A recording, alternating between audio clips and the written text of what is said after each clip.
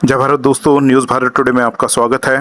आज आपको बताते हैं कि बेशर्मी की हद कैसे पार होती है। पहले आप स्टेटमेंट सुन लें। हाँ जी डॉक्टर साहब, क्या किया आपने? ये हर बार आप ऐसे ही करते हो। डॉक्टर साहब इससे नहीं पूछ रहा, हमारे से पूछ। मैं रिटायर्ड सीएम हूँ, मुझसे गलती होगी। उनका सीधा ये कहना है और साथ में ये कह रहे हैं कि आपकी बच्चियों को 15 मिनट के लिए छोड़ू किसी के साथ। देखो, ऐसी ये बदतमीजियां हम सहन नहीं करेंगे। और दूसरा, उसके बाद वो बोल रही हैं शाम को कि इनके साथ जब ऐसा इंसिडेंस होगा तब मैं माफी की बात करूंगी।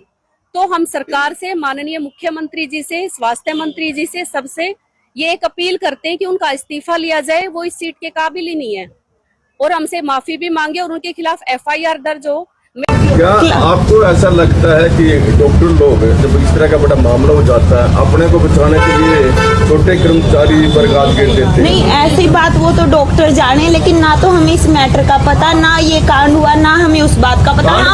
हम अपनी कांड भी हुआ है, जो भी हुआ हमारे सामने कुछ नहीं हुआ। हम अपनी ड्यूटी में बिजी थे, हम अपने इंजेक्शन रूम में ड्यूटी थे, पेशेंट्स को इंजेक्शन लगा रहे थे और हमने कुछ नहीं किया। जो हमारे साथ जो भी कल इतनी बोला गया है कि आपकी वो भी हमारी बेटी जैसी है, लड़के के साथ गलत हुआ है, हम सारे मानते, लेकिन हमारी तो उसमें कोई वो नहीं है। वो कहते हैं कि इन्वॉल्वमेंट है हमारी नर्सिंग की, एलिगेशन हमारी आपको बिना बताए वो बच्ची गई थी? हमें तो सर पता ही नहीं। इतने पेशेंट जाती है, डेली 1500 की OPD होती है, उसमें 80% फीमेल जाते हैं। इतनी फीमेल्स को डॉक्टर स्टैंड करते हैं, तो कोई तो हमारी नॉलेज भी नहीं होता। वो रजिस्ट्रेशन से स्लिप बना के सीधा डॉक्टर्स की, जो भी ऑर्थो की पेशेंट है वो, या सर्जरी की है, मेडिसिन की है, वो अपने आप ही जाते हैं। दिन रात यहाँ ड्यूटियाँ करते हैं, एक एक पेशेंट का एक ध्यान रखते हैं और सारी रात ड्यूटियाँ जागने के बाद हमारे लिए ये बोलना नर्सिंग शामिल है। हम तो उस लड़की के साथ जो भी हुआ एज ए फीमेल हम उसको सपोर्ट करते हैं, वो गलत है, लेकिन हम ऐसी बातों में उसका सपोर्ट करेंगे, ये सरासर वो गलत बोल के गई। वो बोलते हैं कि 15 साल की बच्ची के लिए आए हैं न्याय के लिए, लेकिन जब वो हमारी बेटियों को 15 मिनट के लिए डॉक्टर के पास भेज रहे हैं, तो वो हमारी बच्ची भी तो फीमेल है, हम खुद भी तो फीमेल है, हमारी क्या प्रोफेशन है? और वो खुद महिला आयोग की चेयरपर्सन होने के बाद ऐसी बातें कह रहे हैं, तो ये गलत।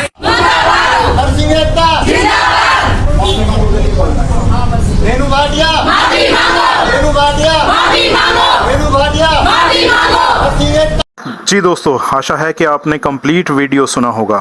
अब बात करते हैं सबसे पहले वाले स्टाफ का जिसने स्टेटमेंट दिया। तो वो न्यूज़ लगभग सब लोगों ने सुनी होगी। रेनू जी ने पूछा था कि आप कहाँ थे, तो सब बहानेबाजी में लगे हुए थे। फिर उनका कहना था कि आपने एक बच्ची को अकेले मेल डॉक्टर के पास कैसे छोड़ दिया? अगर आपकी बच्ची वहाँ होती तब भी क्या आप ऐसा ही करते? तो अगर आपकी बच्ची के साथ भी ऐसा किया जाए तो क्या होगा? दूसरी नर्स का स्टेटमेंट है कि वो इंजेक्शंस लगा रही थी, और साथ में आपने वर्ड सुना, कांड हुआ। और तीसरी बोल रही है 1500 की OPD होती है, तो क्या 1500 के 1500 इसी के पास में आते हैं? बाकी हॉस्पिटल में कोई डॉक्टर और नर्सेज नहीं थी। उसके साथ में ये अधेड़ उम्र वाली जो लास्ट में इनकी नेता बन के उभर रही है, जो ये बोल रही है कि एज एन महिला वो उस बच्ची के साथ में खड़ी है और उस बच्ची से सहानुभूति भी रखती है। तो ये कैसी सहानुभूति थी कि अगर डॉक्टर ने बच्ची के साथ अभद्रता करी है तो उसी वक्त इन नर्सों ने उस डॉक्टर को चप्पल से क्यों नहीं पीटा? अगर ये इतने ही आत्मसम्मान वाली हैं तो इन लोगों ने अपनी ड्यूटी ढंग से क्यों नहीं निभाई? क्यों आज उस स्टाफ के अगेंस्ट कार्रवाई नहीं करने दी जा रही जो इसमें सम्मिलित थे? क्यों उनके बचाव में धरना प्रदर्शन किए जा रहे हैं? क्या केवल इन्हीं के बच्चे हैं और बाकी केवल हॉस्पिटल में आई हुई बॉडीज जिनके साथ आप किसी भी तरीके का खिलवाड़ कर सकते हो? एक ईमानदार ऑफिस का इस्तीफा मांगने से पहले आपको डूब के मर जाना चाहिए था।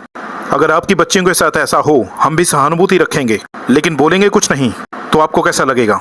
केसेस होंगे, फाइल्स बनेगी और रद्दी के ढेर में जमा हो जाएंगी, लेकिन इंसाफ नहीं मिलेगा, क्योंकि आप ही वो लोग हो जिनकी वजह से ईमानदार लोग अपनी नौकरी से इस्तीफा दे देते हैं, क्योंकि उनके ऊपर दबाव बनाया जाता है। हमारा सारे भारतवासियों से निवेदन है कि सरकार से अपील करें कि बेटी बचाओ और बेटी पढ़ाओ का नारा खत्म कर दिया जाए। और अगर मैडम रेजिग्नेशन देती है तो हम रिक्वेस्ट करेंगे कि CM भी रेजिग्नेशन कर दें।